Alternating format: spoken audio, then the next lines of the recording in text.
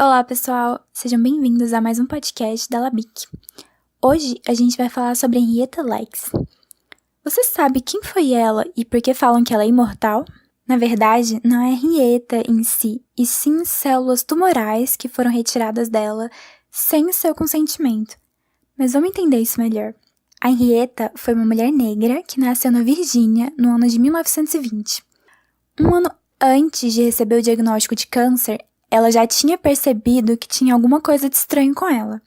Ela sentia um caroço e dores, e depois que seu último filho nasceu, alguns meses depois, ela percebeu que ela estava com sangramento fora do período e sentindo aquele caroço ainda, e ela decidiu ir no médico. Ela foi então para o hospital John Hopkins, onde uma amostra desse caroço foi retirada e enviada para um laboratório de patologia, e ela foi diagnosticada com câncer. O tratamento dela foi com rádio.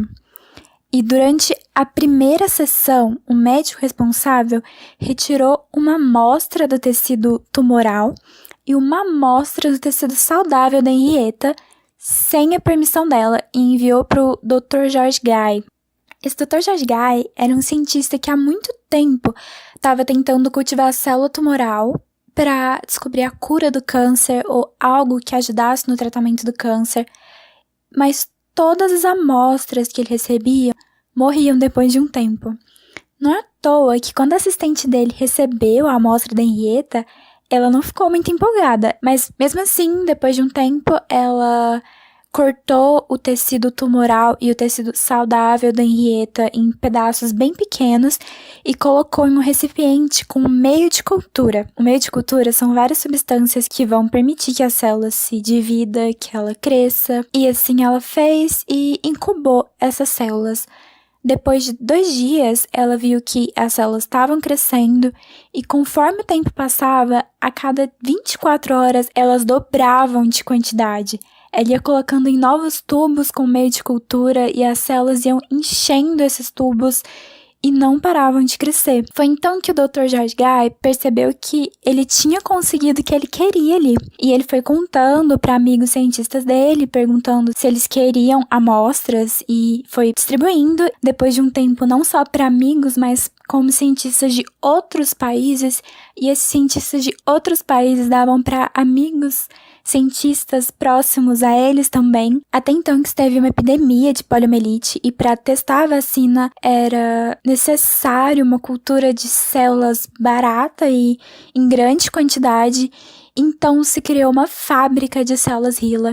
E aconteceu então a primeira contribuição das células da Henrietta para a ciência. A vacina da poliomielite foi produzida e só foi possível a partir das células dela. A intenção do Dr. George Guy era que essas células possibilitassem estudos sobre o câncer, mas foi muito além disso. Os cientistas testavam vírus, bactérias, fungos, observavam como eles entravam nas células, como eles se dividiam, como eles se espalhavam. Eles testavam fármacos, toxinas, hormônios e até clonagem começou a partir de estudos que clonavam as células HeLa. Também se acreditava que as células humanas normais tinham 48 cromossomos e a partir das células da Henrietta se descobriu que na verdade tinham 46, permitindo assim fazer o diagnóstico de síndromes de alterações cromossômicas, como a síndrome de Down, síndrome de Klinefelter. Teve até um médico que aplicava as células tumorais da Henrietta em prisioneiros para ver se eles desenvolviam câncer, mas isso não aconteceu. Esses prisioneiros, eles se voluntariavam para esse tipo de situação. Era bem comum na época fazer experimentos em prisioneiros e eles sentiam que era uma forma de pagar pelos pecados que eles cometeram. É importante saber que a necessidade de pesquisa em animais e até humanos reduziu drasticamente com a possibilidade de fazer experimentos em células e também a credibilidade de experimentos em nível tecidual, porque uma coisa que prova a veracidade de um estudo científico é a reprodutibilidade do mesmo. que é um cientista de outro lugar, conseguir fazer exatamente as coisas que eu fiz no meu laboratório e ter exatamente os mesmos resultados. E isso só foi possível graças às células da Henrietta. E até prejuízos de milhões de reais em pesquisas essas células trouxeram, porque como elas reproduziam muito rápido, uma luva contaminada, um jaleco contaminado, já fazia elas crescerem em outros experimentos que não tinham nada a ver com elas.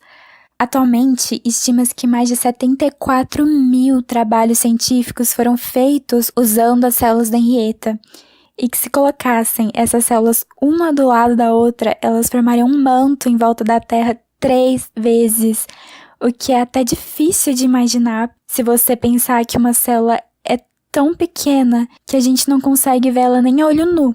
Você deve estar se perguntando, por que as células dela nunca paravam de se replicar? A Henrietta estava contaminada pelo vírus HPV, uma cepa muito virulenta.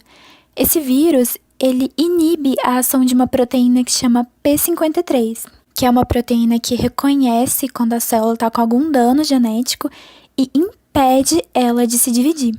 Outra coisa é que no final de todo cromossomo tem uma sequência de DNA que é chamada de telômero.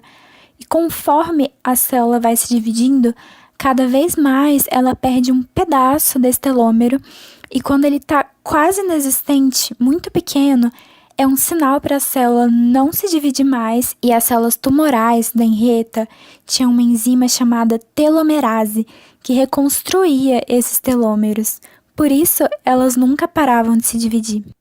Já quanto à Henrietta, alguns meses depois da primeira sessão de tratamento dela, ela morreu. As células dela não se dividiam numa velocidade absurda só em meios de cultura, mas na própria Henrietta também, o que foi afetando os órgãos dela, e ela acabou morrendo de uremia terminal, que é quando o sangue está cheio de toxina que o corpo já não consegue eliminar. Tanto que quando fizeram a autópsia depois da sua morte, praticamente todos os órgãos dela estavam cobertos por essas células cancerosas. Essas pesquisas com as células da Henrietta foram muito divulgadas em jornais, entrevistas, documentários, mas como o nome não era divulgado, eles davam o nome de Hila, as iniciais da paciente.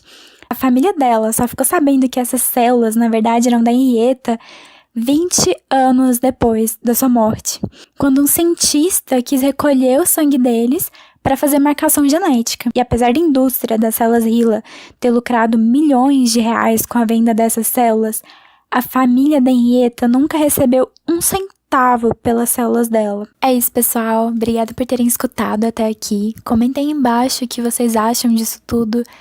Curtam, compartilhem para ajudar a gente e até o próximo.